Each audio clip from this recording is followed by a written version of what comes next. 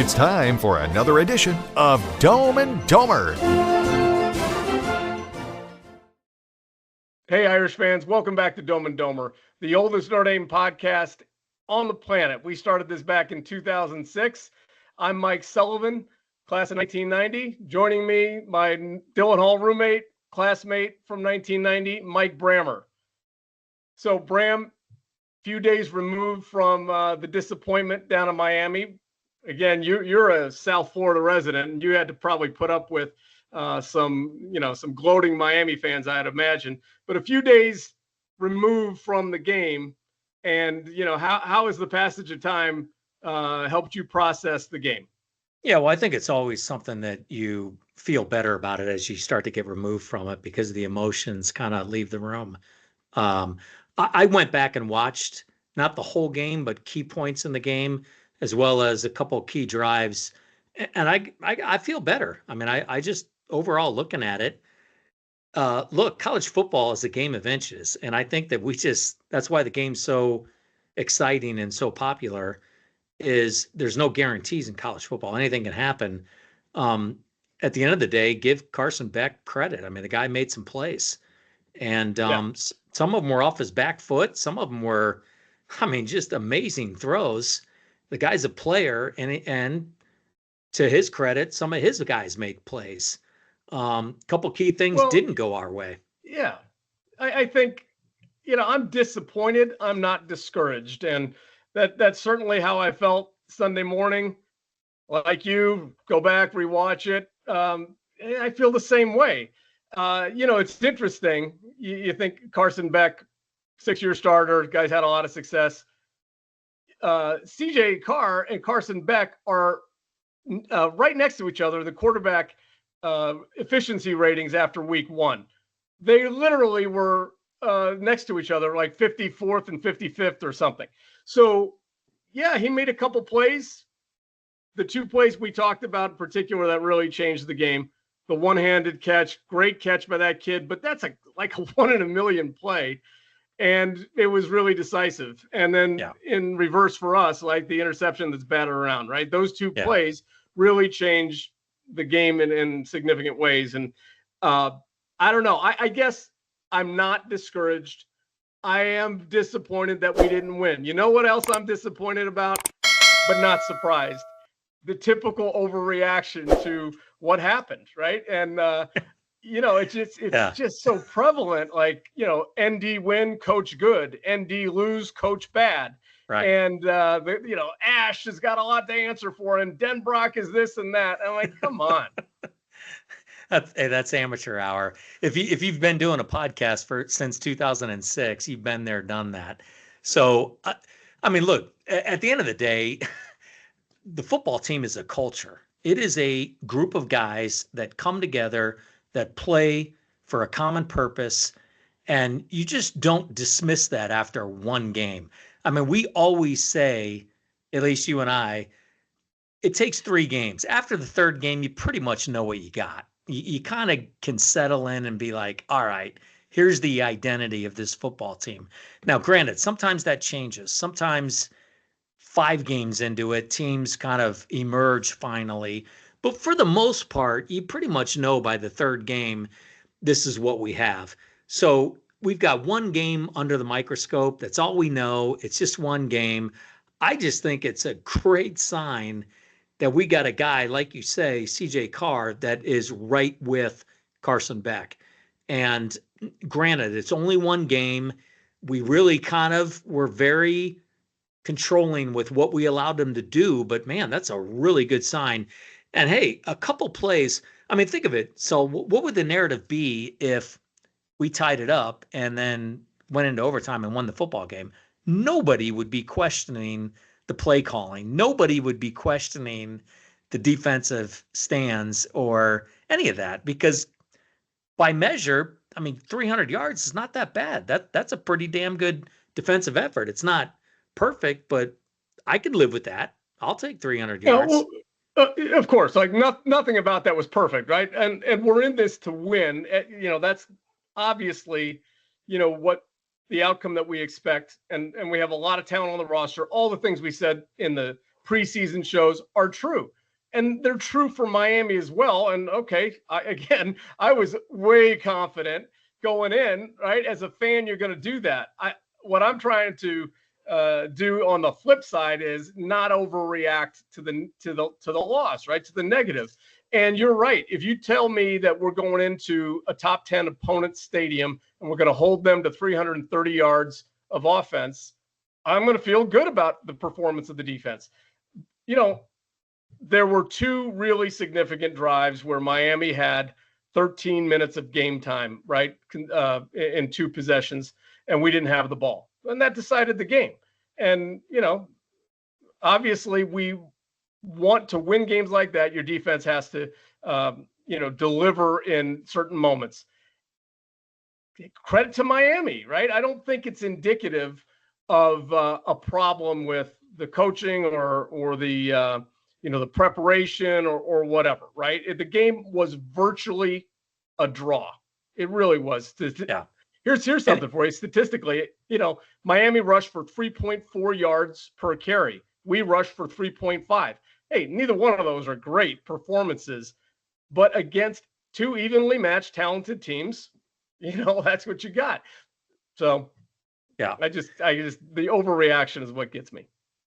Yeah, it's it is the world that we now live in. Everybody's reactionary, and everybody will completely forget about everything if we win at home against A&M. It's going to be all right. Here we go.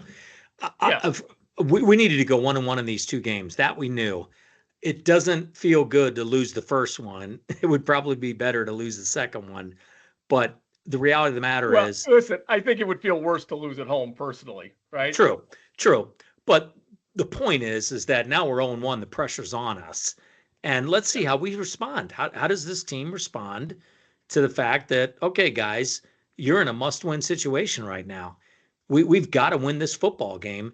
And I'm confident that we've got the right people in place, both from the coaching standpoint and the talent on the field, that we can turn this around. We can beat A&M. A&M's a good team. We can beat them.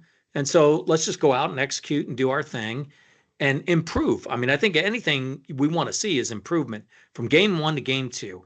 What did you see on film? Okay, what do we do to correct that? Okay, let's make some progress and let's go forward. Other than one of the things that I was kind of happy about is the lack of turnovers. I was a little nervous. We might cough it up 3 times, 4 times. Well, hang on. Turnovers were a big part in the game.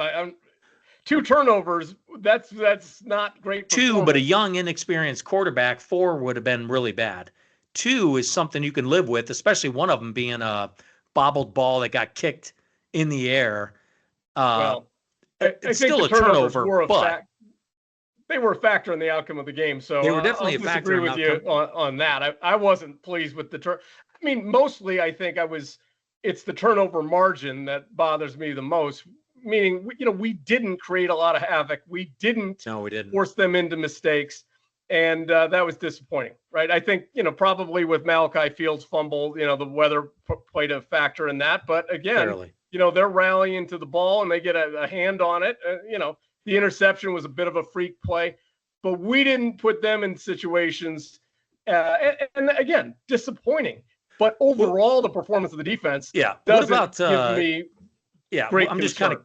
What are your thoughts on the idea that playing zone coverage as much as we did was kind of new to us, and therefore it's going to take us a while to get comfortable with that? There was definitely some more zone coverage than we were all last year. I would honestly, Bram, I would love to break down and see how many snaps we played zone versus man, because I don't have that, and sometimes perception is wrong.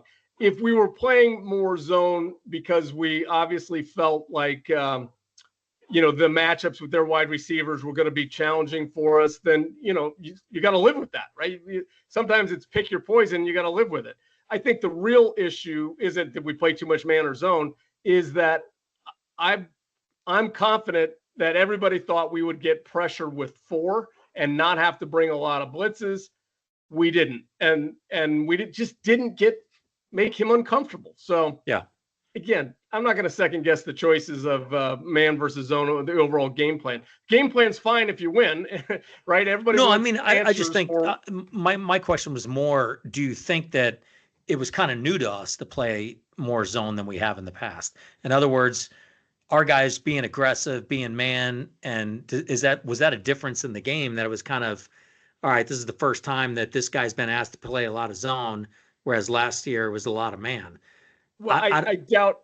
I don't know. I think that's a bit of an overstatement. That there's no way this is the first time they've asked that kid. If the differences are like 60-40, we play man to zone, and now it was reversed. It's not like it's that new, and they're practicing man techniques and zone techniques and scheming it up all the time, every day, every week. They're going to look at both of those things because there are times, even if you're a predominantly man team, where you're not going to be in man. So they're practicing that and they're drilling that. I don't know. And like I said, I'd love to know, is that true? Or is I'd that like our to know how perception? many snaps were. Yeah, that would be interesting. Yeah. I mean, again, we're not breaking the film down to that level. And, so I would love to know if that is in fact true. So I guess I don't really have an opinion on that. Yeah. Interesting. I do think improvement from week 1 to week 2, right? There's no substitute for competing against another team to really understand what you do well, where you have challenges, what areas you've got to address. No question about it. And I fully expect to see us look at those areas that the coaching staff identifies and really focus on those things. I guess I'm simply saying, imperfect performance, not cause for, wholesale changes or, any need to question, oh my God, do we have the right people, making the decisions? Yeah, right. Well, let's evaluate the season after 12 games, not after one. That's all. Right. That's all I'm saying. Well, I think what's going to be interesting with A&M is that now you've got film on game 1. So, now if you're A&M, at least you got one game on Carson or Carr. I mean, if you're Notre Dame, now we've got at least one film we can watch on the But you'll current have two. A&M. Well, yeah, we'll that's have right. You'll have two games on because of A&M. next Saturday, Yeah. which again, that could be a huge advantage for us. Who knows? But these are the kind of things that when you talk about the culture and where Marcus Freeman is at, I mean, this is the stuff that comes in.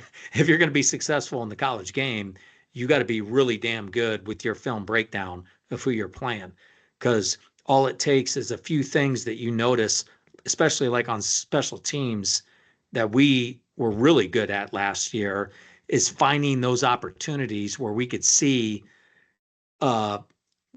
things on the opponent's side, like a fake punt in a particular formation that we think we know what their tendencies are, and we think this play is going to work. We're going to run it. Those are the things that'll be really interesting to see if we can pinpoint any of those things out of the A&M game after film study, especially of us having 2 games on them. And I think a credit to Freeman and his staff. Yeah, some talk has been, comments have been made about, did the team have, urgency or intensity? Were they flat? And again, I'm not sure how to evaluate any of that from watching the television broadcast, but I think the loss creates urgency in the big picture, right? So I think 10-2 we're in. Well, the margin of error, is lessened now, having one loss already. And so hopefully that creates a sense of urgency throughout practice these 2 weeks. I think the team is certainly going to be excited to be at home, play under the lights, nationally ranked opponent, all of that. So those intangibles, Miami had the intangible edge for sure, right? Being at home field advantage is a real thing. We're going to have the intangible edge. We'll have a little, edge in the sense that we're going to be, still smarting from the loss and the excitement of playing in front of the home crowd. I think all those things help us find our footing a little bit with urgency. Yeah. Yeah. And it's going to be interesting to see what the crowd is like. We've had some good crowds in the last couple of years, I think. So I'd like to see that increase. They do a pretty good job of all the production, the lights, all that stuff. I think the place is going to be ramped up. I think it's going to be No, exciting. it's gonna be a Yeah. nut house. Yeah, I mean, I think it's going to be great, and I think it's of going to course be it a is. great lot of eyeballs on this game. I would assume that our viewership is going to be really good and is going to be high, so the ratings should be pretty doggone good. And you come out of there with the win. By the way, we got a ton of recruits coming to this game, so this is a very key game for us in that regard. So that's going to be exciting to see how this all plays out. But I'm expecting a lot of fireworks. I think this is going to be a great game, and hopefully some big plays made on our side for once. We just didn't really have it down in Miami for whatever reason, but I'd love to see some really big plays on our guys, especially a home run from Jadarian or Love. One of those two has got to break a big run and kind of get the wheels moving and light that fuse.